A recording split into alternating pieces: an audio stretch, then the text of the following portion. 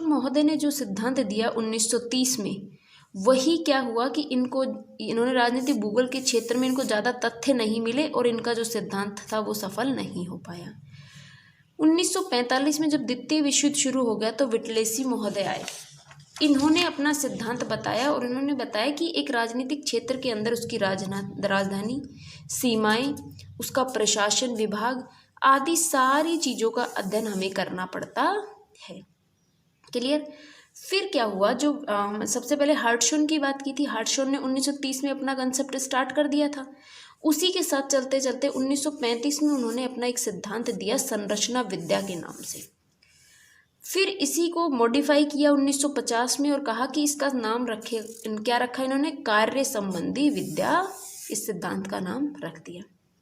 फिर 1955 में एक विद्वान हुए स्टीफन जॉन्स, इन्होंने दिया यूनिफाइड, जो हमारा रीजनल थ्योरी थी वो, जैसे संयुक्त क्षेत्र सिद्धांत के नाम से हम जानते हैं। ठीक है। एक जीन गोटमैन साहब हुए, इन्होंने भी इसी के संबंध में अपना सिद्धांत दिया। तो ये जो था हमारा फर्स्ट पॉइंट, कौन सा, राजनीतिक क्षेत्र का सैद्धांतिक जब अध्ययन हम करते हैं तो राजनीतिक क्षेत्र के लिए किस किस विद्वान ने क्या क्या सिद्धांत दिए, उन सब के बारे में हमें पढ़ना पड़ता है। ठीक है। अब दूसरा पॉइंट देखते हैं। दूसरे पॉइंट में हमने बात करी थी कि राजनीतिक उपक्रमों का अध्ययन हम करेंगे। राजनीतिक उपक्रमों का अध्ययन। देखिए, राजनीतिक उपक्रमों के अध्ययन में क्या बात करेंगे कि राजनीतिक उपक्रमों के अंतर्गत हम उन सभी तथ्यों को सम्मिलित करेंगे जो राजनीतिक शक्तियों द्वारा उत्पन्न होते हैं। जैसे राजनीतिक तथ्य कौन कौन से थे, हमने पहले बात कर ली, जैसे उसकी राजधानी हो गई, सीमाएं हो गई, उसके प्रशासन विभाग हो गए। ठीक है, ये सारे के सारे क्या हैं, उसके तथ्य के रूप में हम काम में इसको लेंगे। ठीक है, ये क्या हो गए, उसके तथ्यों की बात हमारे पास हो गई। कि जब बात हो गई तो हम इसमें देखेंगे कि राजनीतिक उपक्रमों के अध्ययन के अंदर हम क्या क्या करेंगे। क्या क्या थी, सीमाएं, राजधानी, ठीक, इन सबको इसके अंदर सम्मिलित हम करेंगे। फिर हमने बात कर ली कि बहुत सारे विद्वानों ने इसके बहुत सारे क्या दिए थे, सिद्धांत दिए थे, जिसमें नाम आप स्टीफन जॉन्स हो गया, उसके बाद जॉन ब्रॉक हो गया, बहुत सारे नाम हम लोगों ने देख लिए इसके लिए। और इसमें देखिए, जब सारे सिद्धांत की बात हो गई तो राजनीतिक उपक्रमों का जब सिद्धांत दे दिए किसी राज्य के लिए, तो अब उसके उपक्रम क्या क्या हैं, उसकी सीमा, उसकी राजधानी, उसका प्रशासन विभाग, उसके अंदर जो भी चुनाव आयोजित होते हैं वो, उसकी राष्ट्रीय नियमावली, नियमों, उस क्षेत्र का मानचित्र, ठीक है, और जितनी भी सारी चीजें हैं इन सब का अध्ययन करना क्या कहलाता है, राजनीतिक उपक्रमों का अध्ययन हम करते हैं। क्लियर हुई ये चीज। ठीक है। तीसरा पॉइंट देखिए, तीसरा क्या था, विशिष्ट राजनीतिक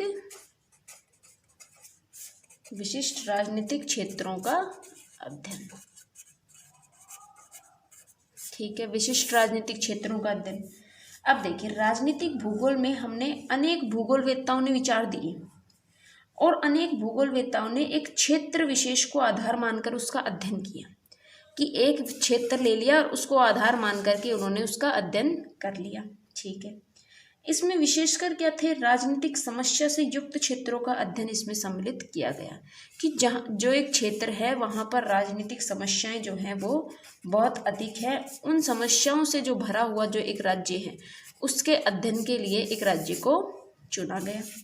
ठीक है, क्योंकि क्या होता है कि जब राजनीतिक समस्याओं से युक्त एक राज्य को लिया तो अब उस समस्याओं का क्या हल होगा उसका अध्ययन करने के लिए हमारे पास, अब क्योंकि देखो जब आपको समस्या ही नहीं पता तो आप समाधान क्या करेंगे।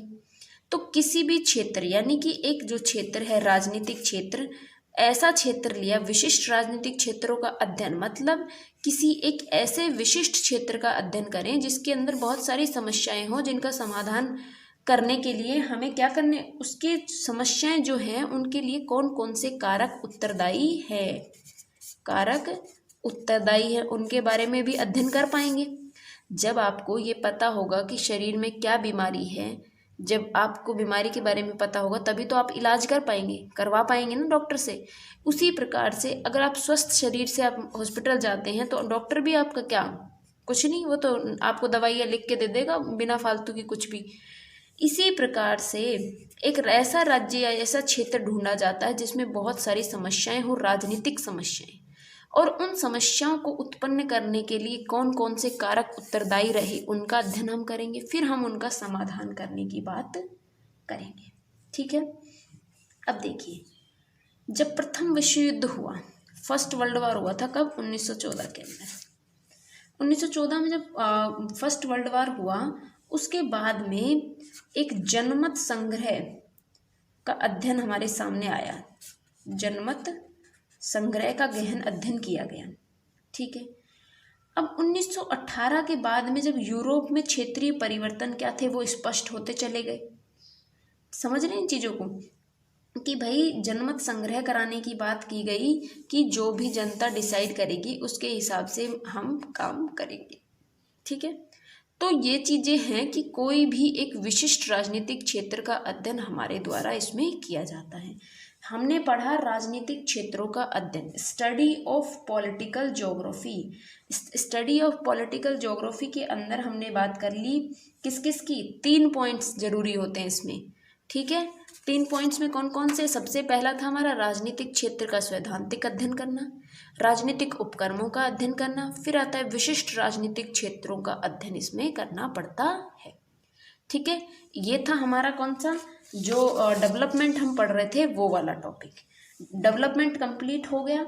उसके बाद में अब जो हमारा नेक्स्ट आएगा उसके अंदर अब हम थ्योरीज पढ़ेंगे। डेवलपमेंट के अंदर जो डेवलपमेंट में आती हैं, मैकेंडर की हर्टलैंड थ्योरी हो गई, उसके बाद में आपकी बहुत सारी थ्योरीज आएंगी, स्पीयरमैन की हो गई हैं, इस टाइप की 3-4 थ्योरीज हैं आपकी फर्स्ट यूनिट के अंदर।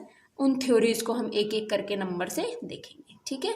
आज के लिए बस इतना ही, बाकी की जो बातें हैं वो हम नेक्स्ट क्लास में करेंगे। और देखिए, नोट्स की ऐसी बात है कि पॉलिटिकल ज्योग्राफी के आपको नोट्स कहीं स्पेसिफिक नहीं पढ़ाया जाता, क्योंकि देखिए आप नेट के एग्ज़ाम में बात करेंगे उसमें भी आपका इसमें ज़्यादा पार्ट नहीं आता है। कुछ गिने चुने टॉपिक्स होते हैं, जैसे जो थ्योरीज हम पढ़ेंगे वो है, उनके थ्योरीज की आप लोग कहेंगे तो मैं आपको नोट्स दे दूँगी। लेकिन क्योंकि पूरा ये जो थ्योरीज हैं कौन कौन सी, जो हमारा ये डेवलपमेंट हो गया, ये सारी चीज़ें तो आपको बुक से करनी पड़ेंगी। और बुक के लिए क्योंकि अभी कॉलेज वॉलेज थोड़ा खुल जाएंगे तो आप लोग बुक जो है लाइब्रेरी से प्रेफर कर लेना, या फिर अगर कहेंगे तो जैसे कि बुक से ही आपको फ़ोटो खींच के भेज दूँगी। ठीक है। बाकी की बातें हम नेक्स्ट क्लास में करेंगे। Thank you.